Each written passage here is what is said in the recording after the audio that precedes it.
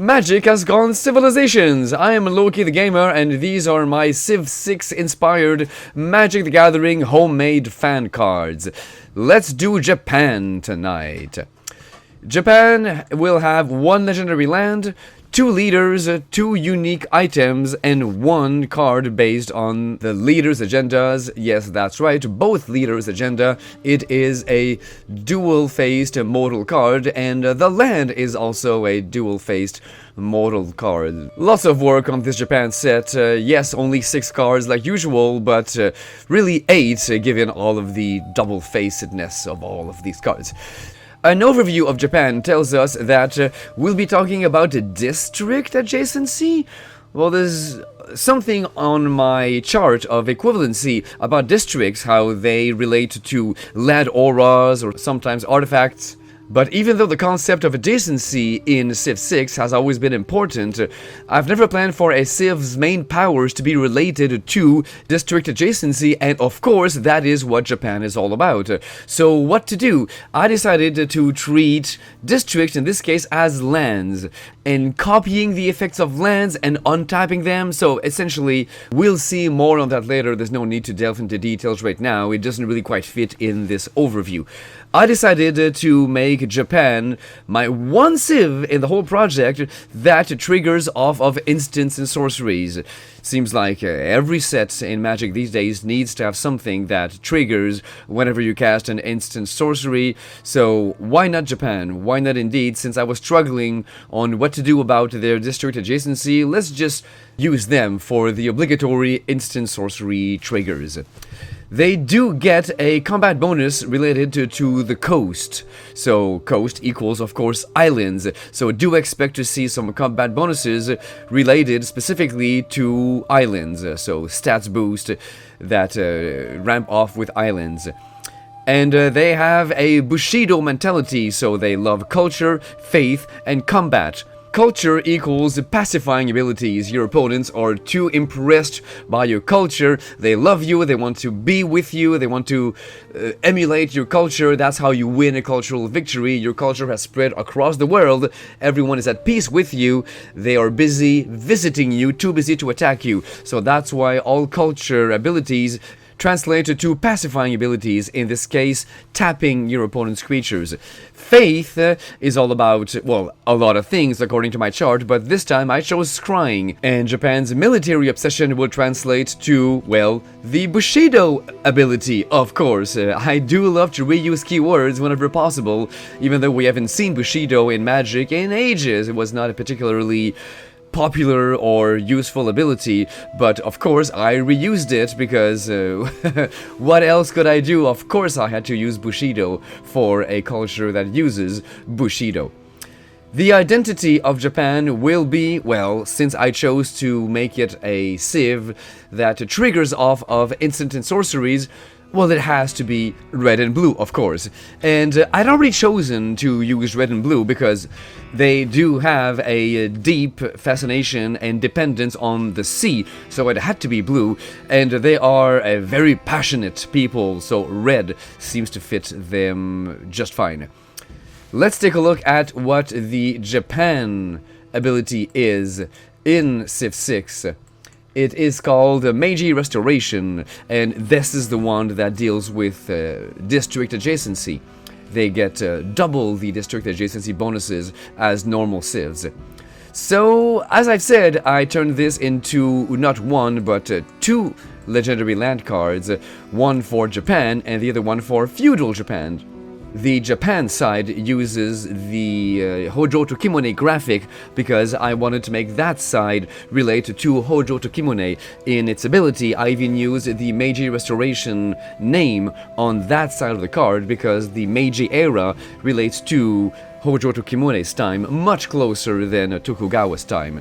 Tokugawa, meanwhile, is really a feudal Japan leader, so that's why I used his graphic on the flip side of the card, on the feudal Japan side.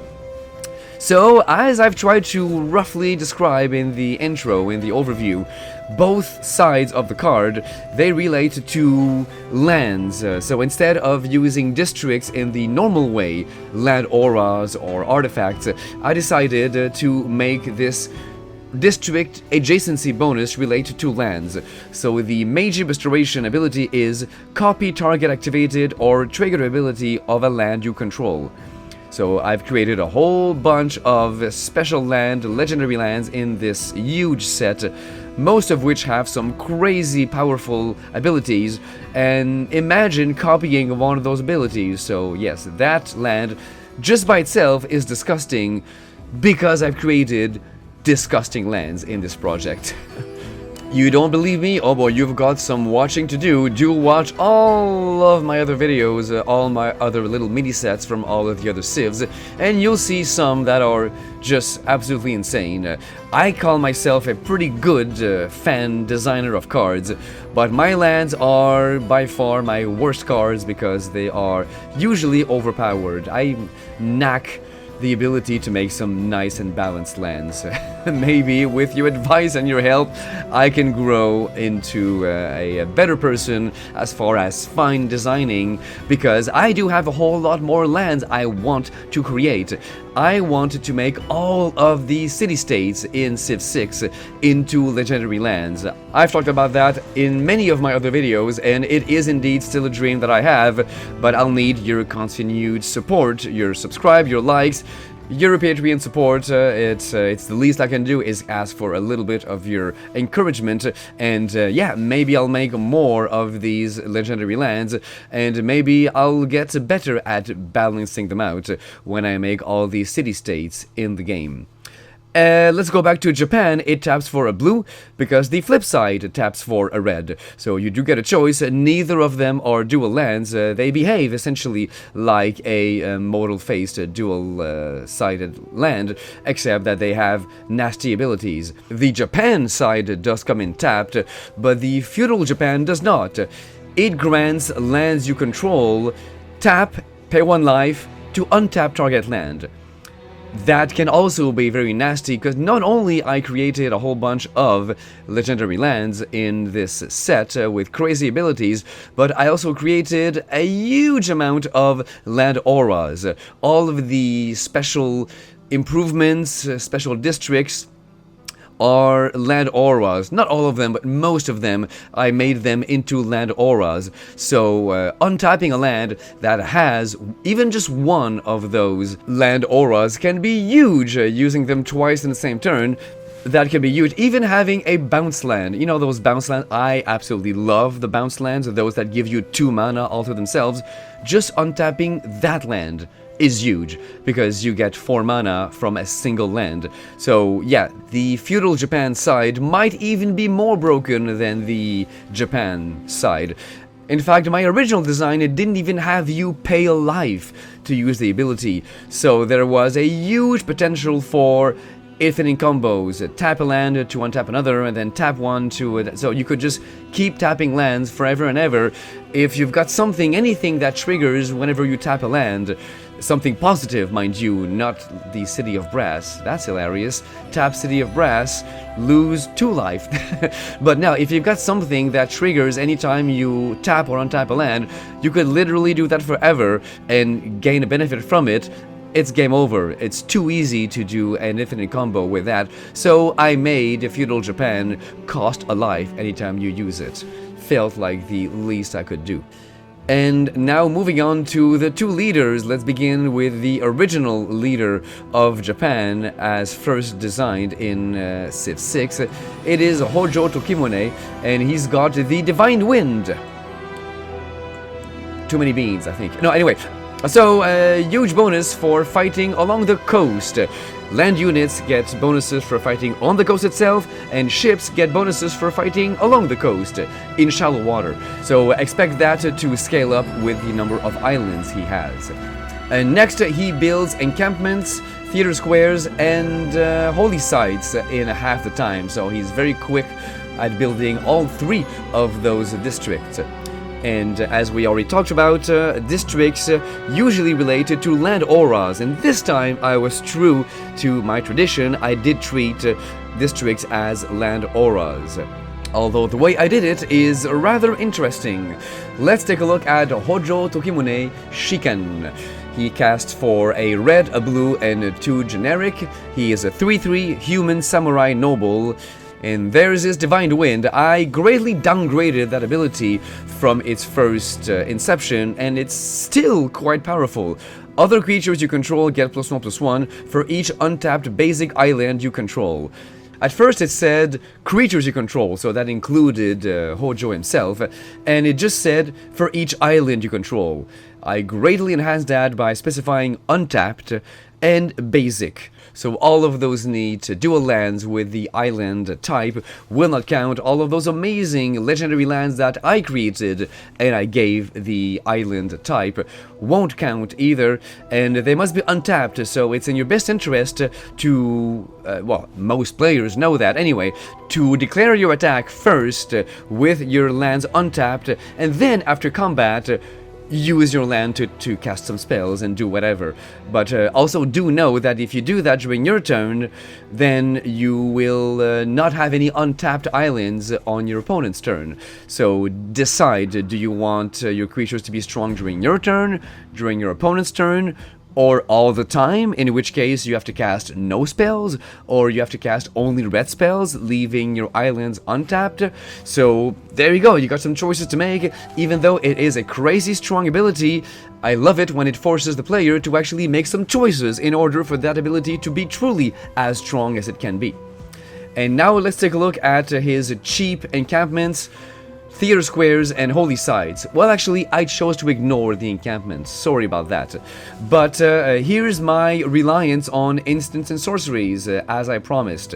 Whenever you cast an instant or sorcery spell, create a blue aura token named District attached to a land you control. The token has Enchant Land, and Enchanted Land has tap target creature and scry 1. So there you go, you get a district, and the district is indeed a land aura, as promised, and the district will be both at the same time a theater square and a holy site, because your land, the targeted land, will have the ability to tap for either a scry of 1, that's a reference to the holy site, or the ability to tap a creature, that's a reference to the cultural district, as we talked about at the beginning. So there you go, so he can just make districts forever and ever and ever each time he casts an instant sorcery. So that means, sure, you would load a deck like that with a ton of instant sorceries, and you would load the deck with a whole bunch of instant sorcery triggers. We know that there's no shortage of those, especially in blue-red, but you might also want to have a few Enchantress effects, because you're going to get a whole lot of enchantment ETBs, a whole lot of aura ETBs. Your choices for that are much more limited. We don't have white here, we don't have green. These are clearly the best colors to have those Enchantress effects whenever an enchantment ETBs.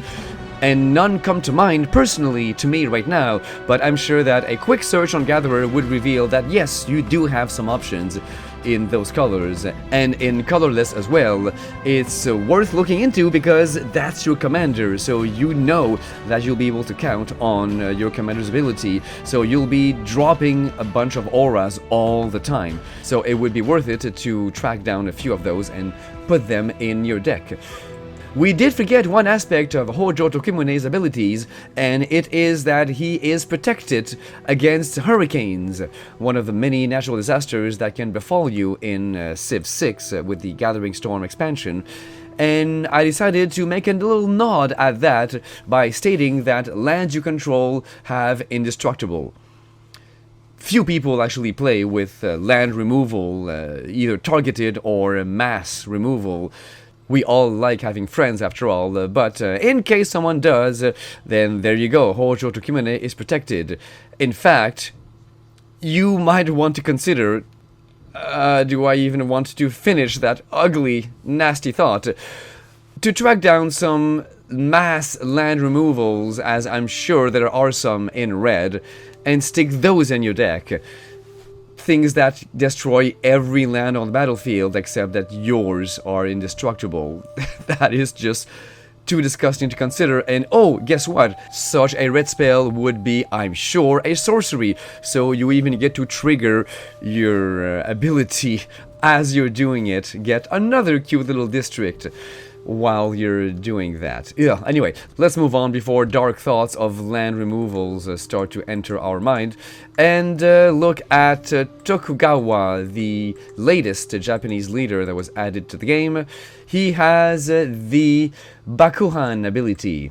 So essentially, he gets a penalty on international trade routes, but he gets a bonus for domestic trade routes. So he wants to deal with himself and only himself. And guess what? When I played a game with Cleopatra of Egypt, one who loves to be sent trade routes. She loves it when her neighbors send her trade routes. Guess who was my closest neighbor? That's right, Tokugawa, the one guy who will never send you a trade route. That was just cruel. Why does Civ 6 hate me so much like that? It's just delicious irony. But let's take a look at how I made Tokugawa into a magic card. Interestingly, I made his Bakuhan ability a disadvantage, so I gave him a penalty. But of course, I found a way to give him something good to compensate. So he is a human samurai advisor, an uncommon card for a red, blue, and a generic Tokugawa the Unifier. His stats are 3-3, and his Bakuhan ability is indeed a hindrance. Spells you cast can only target yourself, permanents you control, or spells you control. So forget about direct damage with your red spells, forget about countering other players' spells, you can only counter your own? That's funny. And yeah, forget about targeting other players to do something nasty to them. No, you can only target yourself, your own things, you only deal in domestic trade routes. That's very logical, but very frustrating, especially for a red-blue player. So what did I do to compensate? Well, whenever you cast an instant or sorcery spell, you may search your library for an instant or sorcery card, reveal it, shuffle, then put it on top of your library. So basically, you can tutor instant sorcery spells forever. So you can string one after the other, the other, the other, the other. Sure, it doesn't go in your hand, so you don't get card advantage, but it's still mighty powerful, especially if you are a fan of crazy infinite combos or basically gimmicks that win you the game with 2 cards. Well, there you go, that will give you those 2 cards. It's not for everyone, it's certainly not for me. I absolutely hate this card that I designed. It's clearly my least favorite of the entire set. But that's okay, that proves to you that I try to be to balance the whole set, to please everyone by doing a little bit of everything, including massive tutoring like that. And I'm sure that I've got some kindred spirits out there, people who agree with me that tutoring is just not fun in a Commander game. I play Commander for the pleasure of knowing that all my games will be different. I love not knowing what's coming. I don't want the same cards to be the star of the show every single game. I love when different combinations of cards are in play. I love not knowing what I'm about to top deck, and I don't mind that what I top deck might save me. Of course it might save me. I built the deck, I put those cards in there because I trust that they will be able to save me. So yeah, I prefer top decking than tutoring because I trust my decks. So that's my little soapbox moment on tutoring and the love of the Commander format and never knowing what the game will bring you. And now let's take a look at the unique unit of Japan. It is the Samurai. Well, we have a problem here, Houston, because Samurai is obviously an already existing creature type. In Magic the Gathering, I couldn't just create a card called Samurai, so I called it Japanese Samurai. It's that easy. And the unit in the game has the distinction of always fighting at full power, even when injured. So I turned this into a card that cannot receive -1/-1 counters. And of course, I gave it Bushido. As you were warned, to expect that, I reuse the old keyword of Bushido, Bushido 1 in this case. Whenever this creature blocks or becomes blocked, it gets a +1/+1 until end of turn. And I gave it First Strike because it felt right. It's a red card after all, and First Strike is a staple of red along with white. So the card itself is a common human samurai, drops for 1 red and 1 generic. Only 2/1, but yes indeed, the Bushido will make it slightly scarier when it fights. And there you go at the bottom, this creature can't have -1/-1 counters placed on it, to reflect the fact that it's always at full strength. All 3 of those power points. The electronics factory is the unique improvement of the Japanese, so I made it into a land aura like most improvements. And since it replaces the factory, so it's a better factory, you can expect some production to come from that card. I did give it some ramp, but specifically for instant sorceries, I kept that theme alive. The Electronics Factory drops for 6, 1 blue and 5 generic. Enchanted Land has tap instant and sorcery spells you cast this turn, cost 2 less to cast, and can't be countered. So it's an expensive guy, but there are ways to reduce its cost in my other cards, in my other Civ bundles. And also, you might not even be playing that card for the sake of the Electronics Factory. You might be playing it for the adventure spell. I gave it an adventure because it felt that a set that relied on instant and sorceries really deserved to have more instant and sorceries. So there you go, there's one. I called it miniaturization because it seems to fit the theme of Electronics Factory. The Japanese people have been pioneers in the field of miniaturization. It is a sorcery for only 1 blue that says you may cast a creature spell this turn by paying 1 instead of paying its mana cost. So there you go, a very cheap creature spell. It costs you 1 generic and of course 1 for the miniaturization spell itself. The caveat is that the creature enters as a 1/1 creature, but you don't care about the creature being essentially miniaturized,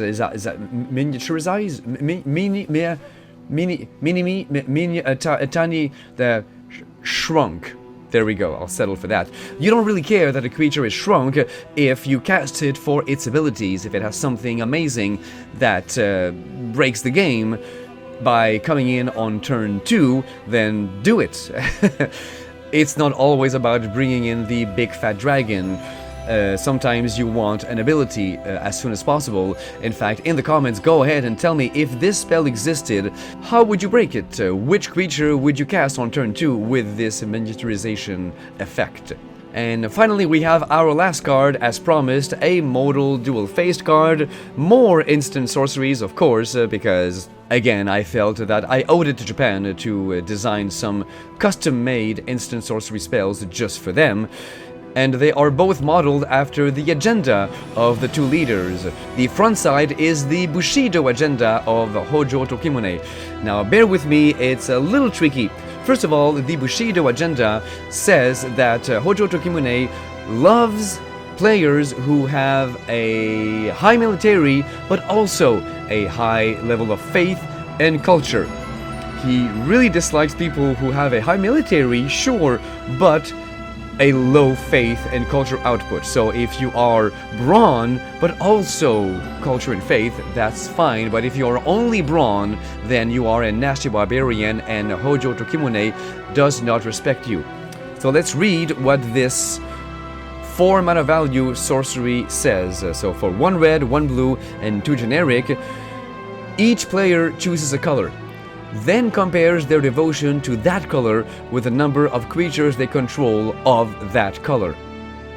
Players who control more creatures lose twice that much life.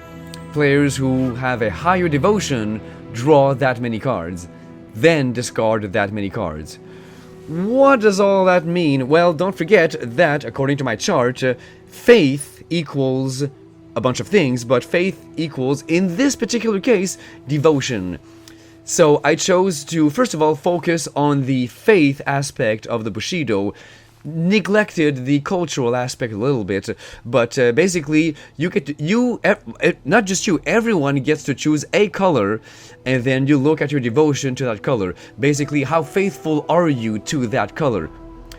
Then you compare the number of creatures you have of that color. So if you have a higher devotion to that color than the number of creatures you have of that color, then you are nice and faithful. You deserve the benefit, which is to draw a bunch of cards, then discard a bunch of cards.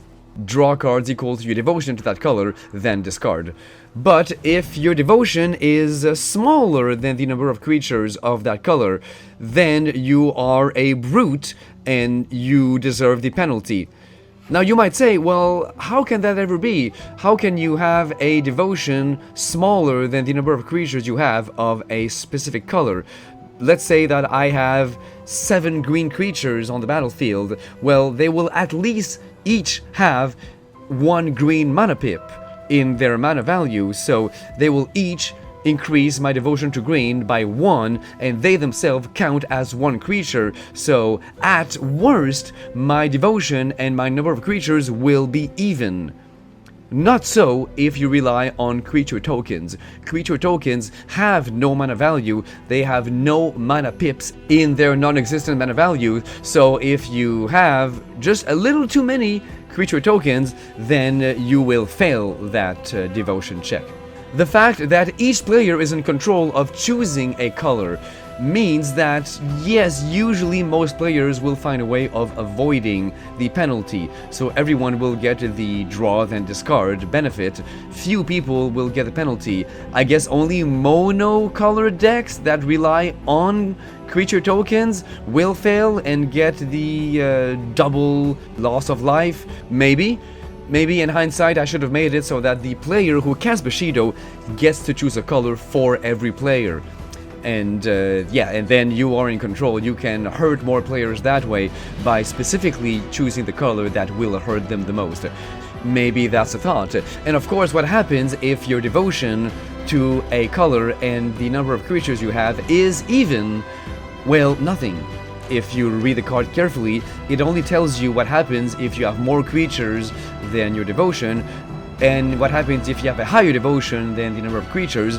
It doesn't tell you what to do if they're even, so you do nothing. So if the player who casts Bushido could control which color is used for each player, at least I think that you would be able to arrange it so that some players get nothing, and some players, if you're lucky, will actually get the penalty, but you'll be able to minimize the number of players who actually get the benefit. Typically, only you will get the benefit. I sure hope that if you put that in your deck, that you would count on getting the benefit. Of course, you could also just forget about that spell and use the flip side. Use the Sakoku, which is the agenda of Tokugawa.